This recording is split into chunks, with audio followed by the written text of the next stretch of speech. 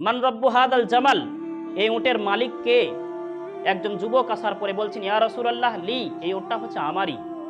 রাসূল আকরাম সাল্লাল্লাহু আলাইহি ওয়াসাল্লাম বলছেন, আলা তাত্তাকিল্লাহ ফি হাদিহিল বাহিমা, তুমি কি এই প্রাণীর ব্যাপারে আল্লাহ রাব্বুল আলামিনকে ভয় করছো না? আল্লাতী মাল্লাকাহুল্লাহু ইয়াহা, যে আল্লাহ পাক রব্বুল আলামিন এই উটের মালিক তোমাকে বানিয়েছেন, তোমার কি হৃদয়ে আল্লাহ পাকের ব্যাপারে একটুকু ভয় নাই? জানো এই প্রাণীটা কেঁদে কেঁদে আমার কাছে কি অভিযোগ। এমন কি গৃহপালিত পশু বা যে কোনো প্রাণীর সঙ্গে আমাদেরকে সুন্দর আচরণ করার জন্য রাসূল আকরাম সাল্লাল্লাহু আলাইহি ওয়াসাল্লাম তাকিদ বা গুরুত্ব দিয়ে গেছেন। সেই প্রাণীদের সঙ্গে কেমন আচরণ করতে হবে সেই সম্বন্ধে কয়েকটি কথা। আবু দাউদ শরীফের হাদিস 2548 নম্বর। বিশ্বনবী সাল্লাল্লাহু আলাইহি ওয়াসাল্লাম একদা রাস্তায় পেরিয়ে যাচ্ছেন। ফামাররা রাসূলুল্লাহ সাল্লাল্লাহু আলাইহি ওয়াসাল্লাম বিবাঈরিন, অতিক্রম করছিলেন, এমত অবস্থায় একটা উটকে দেখতে পেলেন। কাদ লাহিকা যাহরুহু বিবাতনিহি, সেই উটটা ক্ষুধার অবস্থায়, ক্ষুধার তাড়নার কারণে তার পিঠটা পেটের সঙ্গে লেগে গিয়েছিল। মানে এত ক্ষুধার অবস্থায় ছিল, তার পিঠটা পেটের সঙ্গে লেগে গিয়েছিল। রাসূল আকরাম সাল্লাল্লাহু আলাইহি ওয়াসাল্লাম উটের এই দৃশ্য দেখে উপস্থিত সাহাবী কিরাম রাদিয়াল্লাহু আনহুমকে লক্ষ্য করে বললেন, ফাত্তাকুল্লাহ ফি হাদিহিল বাহাইমিল মুআজামা, তোমরা এই অবলা প্রাণীর ব্যাপারে আল্লাহ পাক রব্বুল আলামিনকে ভয় করো। ফারকাবুহা ওয়া কুলুহা সালিহা, তোমরা যখন এই উটের উপরে বা যে কোনো প্রাণীর উপরে আরোহণ করবে অথবা যখন এই প্রাণীদের মাংস খাবে, তখন তারা যেন সুস্থ অবস্থায় থাকে। রাসূল করিম সাল্লাল্লাহু আলাইহি ওয়াসাল্লাম বোঝাতে চাইলেন, যে সমস্ত গৃহপালিত পশু আমাদের বাড়িতে থাকে, যে প্রাণীর উপরে আমরা আরোহণ করে থাকি, যেমন ঘোড়া হোক বা গাধা বা উট, সেই প্রাণীগুলোকে আগে লক্ষ্য রাখো, দেখো তুমি সেই প্রাণীটা সুস্থ অবস্থায় আছে নাকি অসুস্থ অবস্থায় আছে। আমি তো সপ্তাহে 5 দিন কাজ করি, 2 দিন আরাম করি, সেও তো তার একটা জানওয়ালা, সেও তো একজন প্রাণী, তারও তো সুস্থ অসুস্থতা রয়েছে। অতএব তার কাছে কাজ নেওয়ার আগে, তার উপরে আরোহণ করার আগে তোমরা দেখো সে সুস্থ অবস্থায় আছে নাকি অসুস্থ অবস্থায় আছে। কখনো কখনো আমাদের মতো প্রাণীদেরও জ্বর হয়, ঠান্ডা লাগে, কখনো হয়তো অনেক কোনো যন্ত্রণার মধ্যে সে থাকে, সেগুলোকে লক্ষ্য রাখো। যদি অসুস্থ অবস্থায় থাকে তাহলে সেই প্রাণীর দ্বারাতে তোমরা কখনোই কাজ নিবে না। রাসূল করিম সাল্লাল্লাহু আলাইহি ওয়াসাল্লাম সাহাবায়ে কেরাম রাদিয়াল্লাহু আনহুমকে কঠোরভাবে নিষিদ্ধ করলেন এবং বললেন, এই অবলা প্রাণীর ব্যাপারে তোমরা আল্লাহ পাক রব্বুল আলামিনকে ভয় করো। যদি এই অবলা প্রাণী তোমাদের জন্য অভিশাপ করে দেয়, বদদুয়া দিয়ে দেয়, তাহলে কিয়ামতের দিবসে আমি আল্লাহ পাকের কাছে কি জবাব দিব? এই প্রাণী যদি আমাদের বদদুয়া দিয়ে দেন। শুধু তাই নয়, তারপরের অংশ বলছেন, ও কুলুহা সালিহা, এবং প্রাণীটিকে যখন জবাই করে খাবে তখন দেখো সুস্থ অবস্থায় আছে নাকি অসুস্থ অবস্থায় আছে। প্রায় কসাইকে লক্ষ্য করা যায়, তারা বাজারে যায় বা হাটে যায় এবং সব থেকে যেটা দুর্বল প্রাণী, অসুস্থ প্রাণী, সেই প্রাণীগুলো ক্রয় করার পরে জবাই করে মানুষকে মাংস বিক্রি করে। এটাও অনুচিত, উচিত হবে না।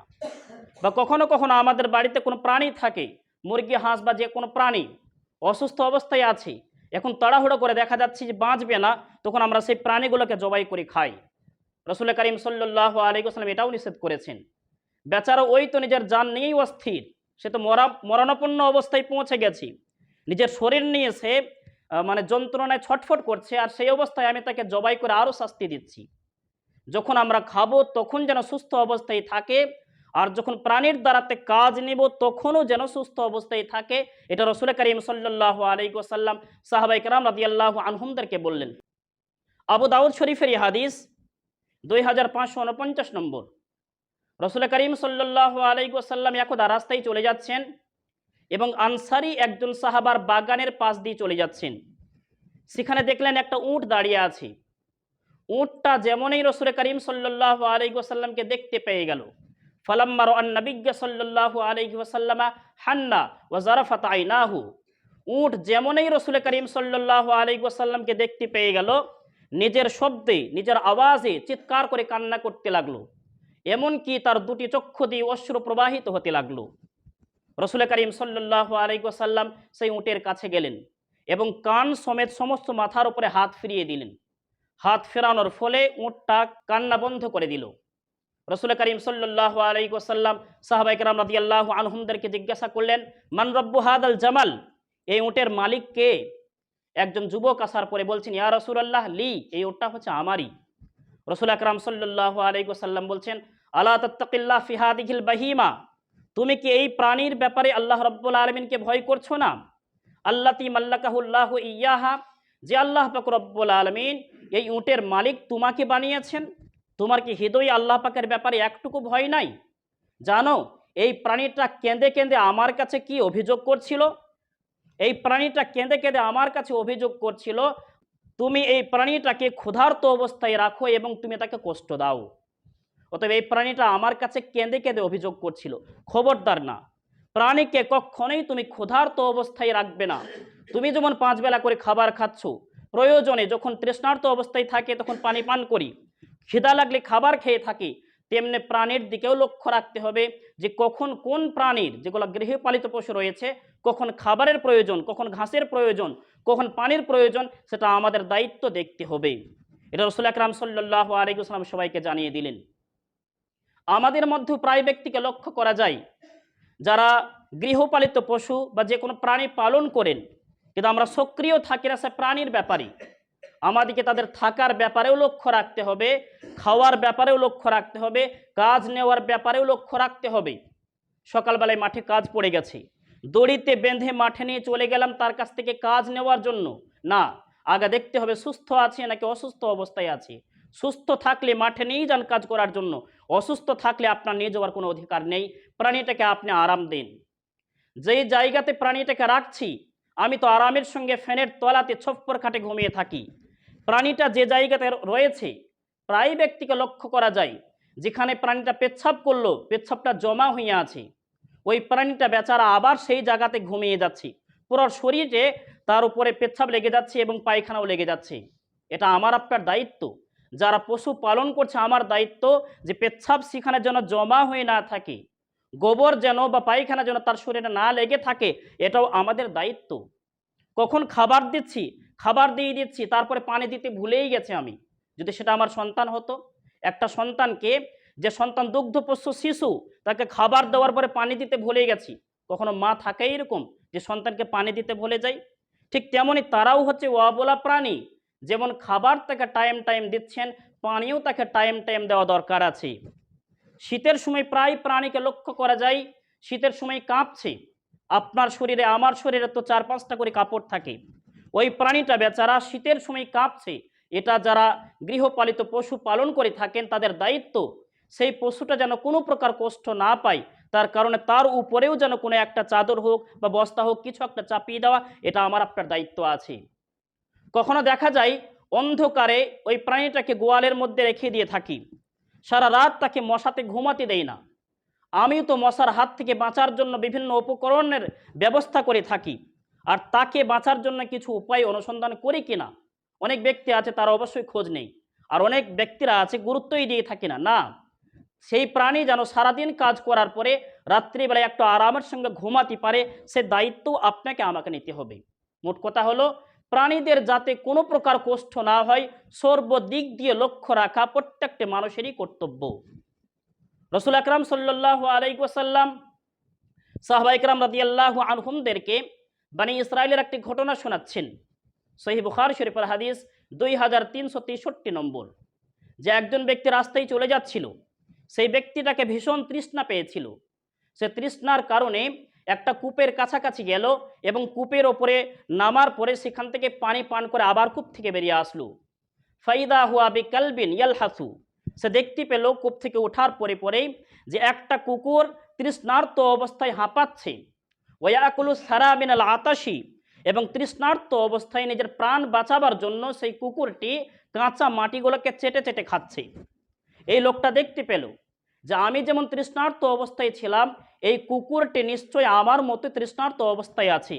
কদ বালাগা হাযা মিসলুল্লাযী বালাগা বি, সে আমার মতোই কষ্ট পাচ্ছে।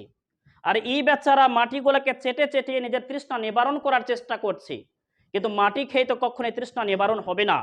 ওই লোকটির জানে দয়া হলো, সে আবার কূপের ভিতরে নামলো এবং তার পায়ে ছিল চামড়ার মোজা, সেটাকে খোলার পরে এক মোজা পানি ভর্তি করলো।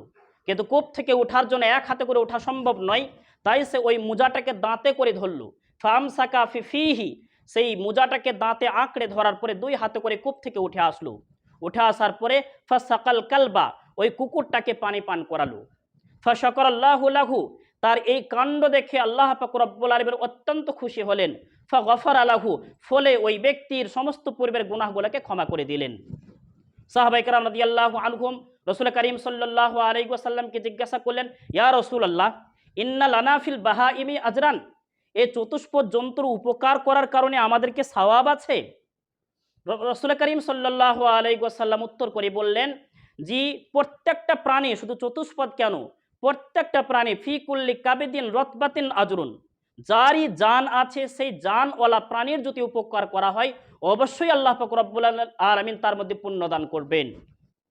ঠিক অনুরূপভাবে আরেকটি হাদিস 2365 নম্বর সহিহ বুখারী শরীফের হাদিস, রাসূল করিম সাল্লাল্লাহু আলাইহি ওয়াসাল্লাম বলছেন, উদ্দিবাত ইমরাআতুন ফি হিররাতিন, একটা বিড়ালের কারণ থেকে একজন মহিলাকে জাহান্নামের শাস্তি দেওয়া হয়েছিল।